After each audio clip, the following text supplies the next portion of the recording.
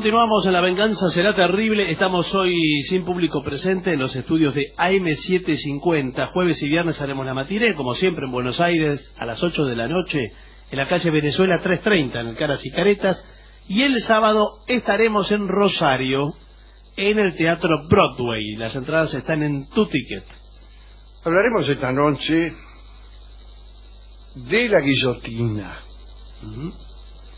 Durante el antiguo régimen en Francia, las autoridades trataban de conseguir la obediencia a la ley y al rey a cualquier precio, y para ello recurrían a una justicia ejemplarizante, pensada para atemorizar y escarmentar en carne ajena a la población. Un elemento fundamental de este sistema era la pena de muerte, que se aplicaba de forma habitual y además iba precedida de horribles suplicios para el reo, con el pretexto muchas veces de arrancarle una confesión. Se trataba de un castigo profundamente desigual, porque los aristócratas estaban exentos de la tortura o el maltrato físico o psíquico, y cuando eran condenados a muerte sufrían decapitación, un método rápido y aparentemente indoloro, al menos si lo realizaba una mano experta. En cambio, los hombres y las mujeres del pueblo eran ejecutados mediante métodos brutales como la horca, el descuartizamiento, la hoguera. Estas ejecuciones, como se ha dicho, solían ir precedidas por las torturas que el juez estimara necesarias y que se llevaban a cabo en público, torturas que iban desde la flagelación y el tormento de la rueda hasta la ruptura de todos los huesos largos o el arrancarle trozos de carne de diversas partes del cuerpo con unas tenazas, etcétera, etcétera. Durante el siglo XVIII, con el triunfo de la Ilustración, muchos juristas y hombres de letras denunciaron el recurso de la tortura, las penas desproporcionadas e incluso los privilegios de la aristocracia. Algunos llegaron a pedir la abolición de la pena de muerte. Se puede destacar en este sentido el Tratado sobre la Tolerancia de Voltaire y la obra de Cesare Beccaria o Beccaria de los delitos y las penas. Todos estos libros inspiraron también el ideario de la Revolución Francesa.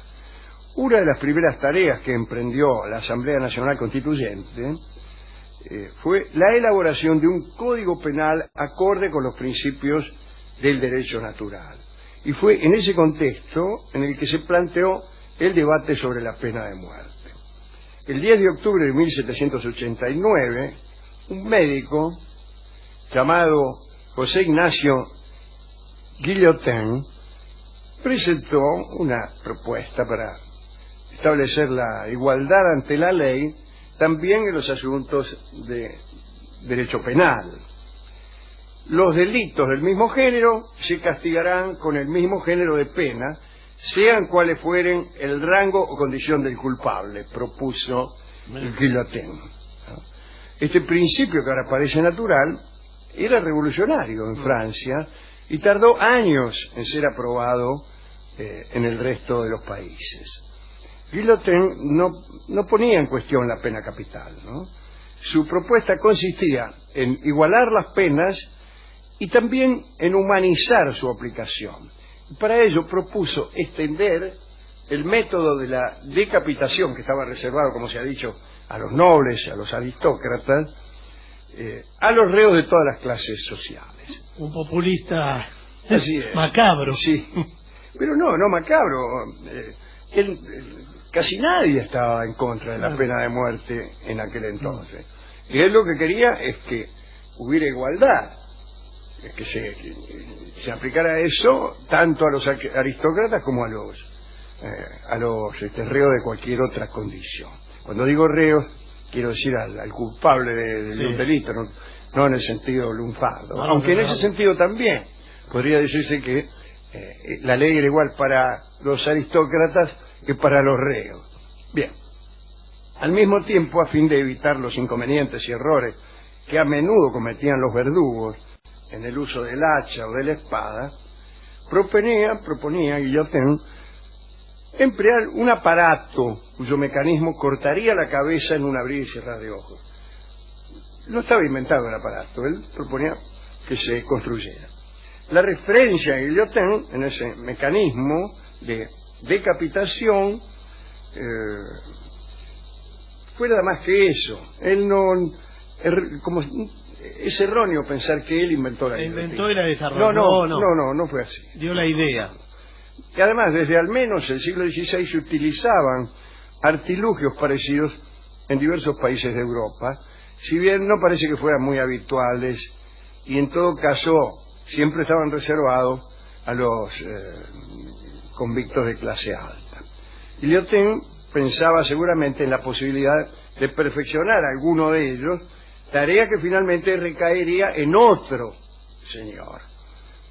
En el marco de los debates sobre este nuevo Código Penal, el 30 de mayo de 1791, el diputado Louis-Michel Lepelletier de Saint-Fargeau dio un paso más allá y propuso, sin más trámites, la abolición de la pena de muerte. Louis de Saint-Fargeau. Su amigo Robespierre fue de los pocos, se podían contar con los dedos de una mano, que apoyaron esta medida humanitaria, de los pocos que apoyaron la abolición de la pena de muerte. El esfuerzo del Saint-Fargeau y de Robespierre fue inútil, porque el 1 de junio de 1791 la inmensa mayoría de los diputados de la Revolución Francesa votó por la pena capital. Ahora, este señor, Lepelletier de Saint-Fargeau, no se desanimó y 2 días más tarde propuso la adopción del principio de igualdad también ante la pena capital. A todo condenado a muerte, a todo, se le cortará la cabeza. Bien. La redacción final del código dice más o menos lo mismo, ¿no? La pena de muerte consistirá en la simple privación de la vida, sin que nunca se pueda ejercer ninguna tortura hacia los condenados. De este modo, la igualdad ante la ley se extendía también a la cuestión penal, no solo porque se aplicaba a todos, sino también porque se humanizaba, ¿no? En marzo de 1792, la Asamblea Legislativa, en cumplimiento del nuevo Código Penal, le encargó a un ñato llamado Antoine Louis, secretario de la Academia de Cirugía, la elaboración definitiva de un aparato para realizar las ejecuciones. Este señor Louis y su colaborador Tobias Schmidt, que era un fabricante de arpas, era alemán, fabricaba arpas, crearon entre los dos un artilugio que se inspiraba en los aparatos similares que habían funcionado en otros países europeos, pero mejorando su diseño, su funcionalidad, para aminorar al máximo el dolor. Y bueno, ya conocemos cómo funciona este aparato, ¿no? Sin embargo, tanto Louis como el anteriormente citado Guillotin terminaron lamentando que su nombre quedara asociado a este nuevo invento, que pronto fue conocido como Louison o Louisette por el señor Louis, y más comúnmente guillotina. Claro. Guillotina. El prototipo fue construido en 2 semanas. Enseguida se probó en cadáveres de animales y de personas. Finalmente se instaló la guillotina en la plaza de Grève, frente al Ayuntamiento de París, y fue allí donde el 25 de abril de 1792, Nicolas Jacques Pelletier, un señor condenado por robo a mano armada, se convirtió en el primer ejecutado mediante el nuevo procedimiento, ¿no? El artilugio parecía destinado a suplir a los verdugos en estos casos, pero apenas unos meses después, fueron llevados ante la guillotina 2 reos políticos, 2 servidores de Luis XVI, que había sido depuesto del trono, a los que se acusaba de actividad contrarrevolucionaria. Desde ese momento en adelante, bajo un régimen de gobierno revolucionario, que duró hasta la caída de Robespierre, casi 2 años más tarde, la guillotina se convirtió en el instrumento y el símbolo de la política de terror que la revolución desencadenó contra sus enemigos interiores, ¿no? Y eso que Robespierre al principio estaba en contra. Estaba en contra de la pena de muerte. De la pena de muerte. Es la pena de muerte. Después y terminó dirigiendo el terror. Terminó siendo él ejecutado, sí, ¿no? Bueno, durante este periodo el total de condenas a muerte y de ejecutados con la guillotina en toda Francia fue de 16.594 personas. 2.000 y pico fueron ejecutados en París, principalmente en el aparato que se había colocado en la actual Plaza de la Concorde. Y allí fue ejecutado, por ejemplo, el rey Luis XVI y María Antonieta, y también el mismo Robespierre, ¿no? Y ese fue el balance del llamado terror legal, en el que hay que ver un intento de controlar y centralizar la violencia, ¿no? Pero bueno. Terminado el terror, la guillotina no cayó en desuso. Siguió empleándose bajo el Directorio, bajo Napoleón y bajo todos los regímenes posteriores durante casi 2 siglos. La crueldad no es la guillotina. Al contrario, parece un instrumento mucho más piadoso que la horca. Que pasa que tiene un valor simbólico muy siniestro, sí, muy siniestro. Pero lo tremendo es la pena de muerte, que recién fue abolida, yo creo en 1981 o algo así. ¿En Francia? ¿En 1981? Sí.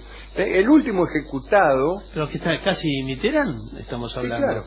El último ejecutado por la guillotina fue en 1977. 77. Es cierto que en los últimos años eran pocos los condenados a muerte, pero eran. Quiere decir que las cosas van lentamente. Hay algunos países que mantienen la pena de muerte, y aquí nosotros en la Argentina tuvimos hace algunos años casi como una especie de resurgir del debate. Cada tanto aparece. Cada tanto aparece un imbécil. No los convoque. No, que empieza a hablar sobre esas cosas ya superadas. Es un debate que no merece ser reactualizado, así que lo doy por terminado aquí mismo, no sea cosa que alguien tenga alguna idea genial. Escucharemos ahora un tango que se llama Condena. Es un tango de Discépolo con música de Pracánico, que seguramente fue compuesto casi recordando a las numerosísimas víctimas de la guillotina y de otras metodologías. Sí, me parece que no lo menciona en la letra, pero... No lo menciona para disimular, evidentemente.